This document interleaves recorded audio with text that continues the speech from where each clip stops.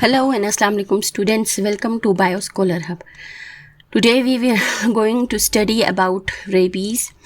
So हम जानेंगे आज रेबीज़ के बारे में। तो कुछ क्वेश्चंस अराइज होते हैं आप लोगों के माइंड में रेबीज़ के बारे में कि रेबीज़ क्या है, रेबीज़ क्यों ट्रांसमिट होता है और कैसे ट्रांसमिट होता है, सिम्टम्स ऑफ रेबीज़ क्या हैं, क्या रेबीज़ ट्रीटेड है, इसका इलाज है, कोई रेबीज़ की वैक्सीन मौजूद है, रेबीज़ का रिस्क सबसे ज़्यादा किसको होता है, क्या रेबीज़ से हम प्रिवेंशन कर सकते हैं, और भी क्वेश्चंस हैं जैसे रेबीज़ में पेशेंट्स को हाइड्रोफोबिया होता है, क्या वाकई इनको हाइड्रोफोबिया होता है या नहीं, या होता है तो क्यों और कैसे होता है, ये सब हम जानेंगे आज की इस वीडियो में।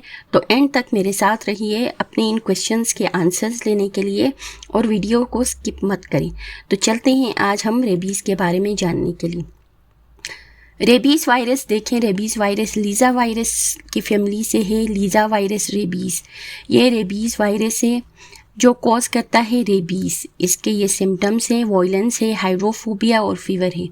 ट्रांसमिशन इसकी होती है through saliva infected animal, mostly mammal, dog और बैट्स के बाइट से। ये स्लाइवा ह्यूमन में स्लाइवा के साथ ये वायरस भी ट्रांसमिट होता है। टोटली 150 कंट्रीज़ हैं all around the world accept Antarctica में ये रेबीज़ वायरस फाउंड होता है, और मेनली ये एशिया और अफ्रीका में ये कॉमन है क्योंकि यहाँ पे कंडीशंस बहुत ही स्वेयर कंडीशंस हैं। यहाँ पे एनिमल्स, स्ट्रे एनिमल्स ज़्यादा हैं, यहाँ पे वैक्सीनेशन कम है, पुअर कंट्रीज़ हैं, जिसकी वजह से यहाँ पे ये वाली डिजीज़ और ये वायरस ज़्यादा कॉमन है मैमल्स में, और ये यहाँ से ट्रांसफ़र होता है ह्यूमंस में। यूरोप में भी ट्रेवलर्स जो हैं ये वायरस को कैरी करते हैं, तो वहाँ से वो वायरस ट्रांसमिट होता रहता है थ्रू मैमल्स। अगर वो अपने साथ ट्रेवल करते हैं, वायरस को भी लेके ट्रेवल करते हैं, तो वो वायरस भी ट्रांसफ़र होता है दूसरे एनिमल्स के थ्रू ह्यूमंस में। रेबीज़ क्या है देखें, हम इसको डिटेल में पढ़ेंगे। रेबीज़ इस 100% फैटल है, ये बहुत ही डेंजरस डिजीज़ है, डेडलीस्ट वायरस जिसको हम जानते हैं वायरस में सबसे डेडलीस्ट वायरस है ये। 100% ये किलिंग वायरस है। इफ़ ट्रीटेड इमीडिएटली, अगर पोस्ट एक्सपोजर प्रोफाइलेक्सिस PEP जिसको कहते हैं, अगर सिम्टम अपेयर होने से पहले ही अगर कोई पर्सन को डॉग ने अगर या किसी मैमल ने बैट ने बाइट किया है, वो इन्फेक्टेड है, तो उसको फ़ौरन अगर वैक्सीनेशन करवाई जाए सिम्टम्स अपेयर होने से पहले, before symptoms starts, rabies is almost 100% preventable है। लेकिन अगर वो सिम्टम्स अपेयर होने के बाद कराएं तो ये फिर अनक्योरेबल है। Globally around 59,000 people die with from rabies annually. Delayed treatment की वजह से जो रिमोट एरियाज़ हैं वहाँ पे 59,000 पीपल जो हैं वो एनुअली उनकी डेथ होती है, जो ये रिपोर्ट है वर्ल्ड हेल्थ ऑर्गेनाइजेशन की रिपोर्ट है। ये वायरल जोनोटिक डिजीज़ है। जोनोटिक मीन्स हमने पिछले वीडियोस में भी पढ़ा है जोनोटिक डिजीज़ के बारे में। जोनोटिक मीन्स एनिमल्स से जो वायरस ह्यूमंस में या डिजीज़ ह्यूमंस में ट्रांसफ़र होती है उसको हम कहते हैं जोनोटिक डिजीज़। नेग्लेक्टेड है ये, इसको ज़्यादा इंपॉर्टेंस नहीं दी जाती। That causes tens of thousands of deaths annually, यानी एनुअली बहुत ज़्यादा इनकी डेथ रिपोर्ट होती है। 40% जो चिल्ड्रन हैं अंडर एज 15 के उम्र से कम के बच्चे जो हैं उनमें ये 40% ये डिजीज़ है, क्योंकि वो बाहर खेल रहे होते हैं तो स्ट्रे एनिमल्स के बाइट करने और स्क्रैचेस के चांसेस ज़्यादा होते हैं। तो ज़्यादातर 40% बच्चे हैं और 60% जो हैं एडल्ट्स हैं। Dog bites and scratches cause 99% of human rabies causes and cases and prevented through dog vaccination and bite prevention। जो डॉग बाइट और स्क्रैचेस हैं वो 99% वो है ट्रूली वो रेबीज़ कॉज करते हैं। ये प्रिवेंट होता है वैक्सीनेशन के या उनकी बाइट प्रिवेंशन हम करें, डॉग से दूर रहें, तो फिर ही ये पॉसिबल है। पोस्ट एक्सपोजर प्रोफाइलेक्सिस में क्या करना है देखें, अगर किसी को बाइट किया है या स्क्रैच किया है तो वोन वॉशिंग करनी है, रेबीज़ वैक्सीन कोर्स कराना चाहिए और रेबीज़ इम्यूनोग्लोबुलिन को लगवाने चाहिए जिसको हम रिग भी कहते हैं, RIG। Prophylaxis prevent rabies death by stopping the virus before reaches central nervous system. अगर ये प्रोफाइलेक्सिस सिम्टम अपेयर होने से पहले किए जाएं तो ये प्रिवेंटेबल है। अगर ये वायरस इंटर होगा सेंट्रल नर्वस सिस्टम में तो फिर ये डेडली होगा, इसका क्योर नहीं होगा। तो इसके लिए ये प्रोफाइलेक्सिस ज़रूरी है, क्योंकि ये एक दफ़ा इंटर होगा नर्वस सिस्टम में तो ये 100% ये फर्टल है डिजीज़।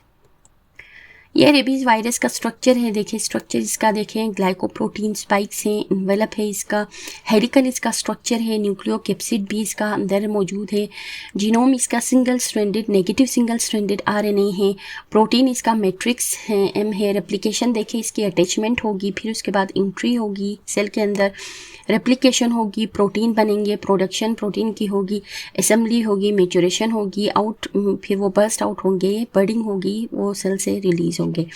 ये इन्फेक्शन सेंट्रल नर्वस सिस्टम के थ्रू नर्व्स के ज़रिए ये ब्रेन तक ये वायरस ट्रेवल करता है। एक और क्वेश्चन देखें, रेबीज़ क्यों डेंजरस है इतना? क्योंकि ये अटैक करता है ब्रेन को, जिसको हम न्यूरोट्रोपिक वायरस भी कहते हैं। डायरेक्टली ये नर्व से ब्रेन में जाएगा, ब्रेन में इन्फ्लेमेशन कॉज करेगा, सूजन कॉज करेगा, जिसको हम इंसेफेलाइटिस कहते हैं। साथ ही कन्फ्यूजन, एग्रेशन, पैरालिसिस यानी माजूरी और लॉस ऑफ कंट्रोल, आपके ब्रेन पे, आपके माइंड पे, आपकी बॉडी पे आपका कंट्रोल आपका ब्रेन खो देगा, जिसकी वजह से ये बहुत ही डेंजरस है। सिम्टम्स अगर स्टार्ट हुए और ट्रीटमेंट हुई तो ये थोड़ा बहुत क्योरेबल है, लेकिन अगर सिम्टम स्टार्ट हुए तो कोई इफ़ेक्टिव क्योर नहीं है। सर्वाइवल रेट इसका बहुत कम है दुनिया में। पाकिस्तान में 2025 में हामिद बिन इस्माइल को सर्वाइव हुआ रेबीज़ से, वो रेयर केस है। तो दुनिया में बहुत कम इसके सर्वाइवल चांसेस इसके बहुत कम है, सर्वाइवल रेट्स भी बहुत कम है, क्योंकि ये इसकी ट्रीटमेंट भी बहुत क्रिटिकल है। इंक्यूबेशन पीरियड वायरस बॉडी में हिडन रहता है वीक्स से लेकर मंथ तक, तो इसका इंक्यूबेशन पीरियड भी हिडन है। नो नेचुरल रिकवरी है, spread through saliva infected and small bite transfer, small bite से भी ये ट्रांसफ़र होता है। इम्पोर्टेंट पार्ट ये है कि rabies is 100% if treated early. पीछे हमने पढ़ा प्रोफाइलेक्सिस इसकी अगर हो तो ये ट्रीटेबल है। Wash get rabies vaccine immunoglobulin. अब रेबीज़ वैक्सीन इम्यूनोग्लोबुलिन क्या है, देखिए ये ह्यूमन के प्लाज्मा से ही इम्यूनोग्लोबुलिन एंटीबॉडीज़ लिए जाते हैं और उसको रेबीज़ के पेशेंट्स को लगाए जाते हैं। ये इम्यूनोग्लोबुलिन जो है ये क्या करता है, वायरस को न्यूट्रलाइज करता है, ताकि वायरस इंटर होने से पहले सेंट्रल नर्वस सिस्टम में इंटर होने से पहले वो वहीं पे ख़त्म होता है। अगर वो पहले सिम्टम स्टार्ट हुए, वायरस इंटर हुआ सेंट्रल नर्वस सिस्टम में, तो ये वैक्सीन इनएफेक्टिव होती है। तो बहुत जल्दी ही इसके सिम्टम्स अपेयर होने से पहले ही ट्रीटमेंट ज़रूरी होती है। सिम्टम्स में देखें, एग्रेशन है, हेलुसिनेशन है, कुछ भी नज़र आते हैं, फियर ऑफ वाटर है, हाइड्रोफोबिया है। देखो हाइड्रोफोबिया, इसको हम देखेंगे आगे कि क्यों हाइड्रोफोबिया होता है। Excess of salivation and fever है।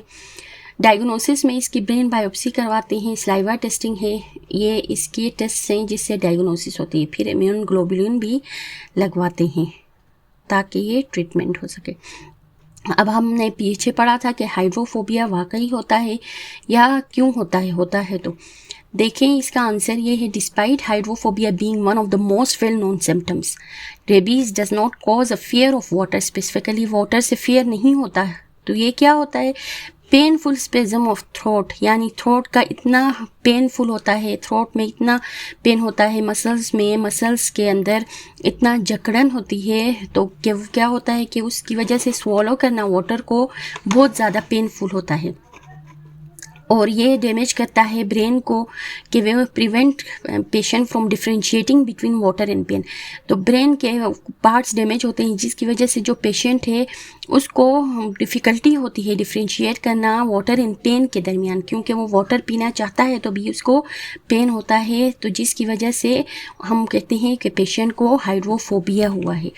तो ये था आज का हमारा लेक्चर।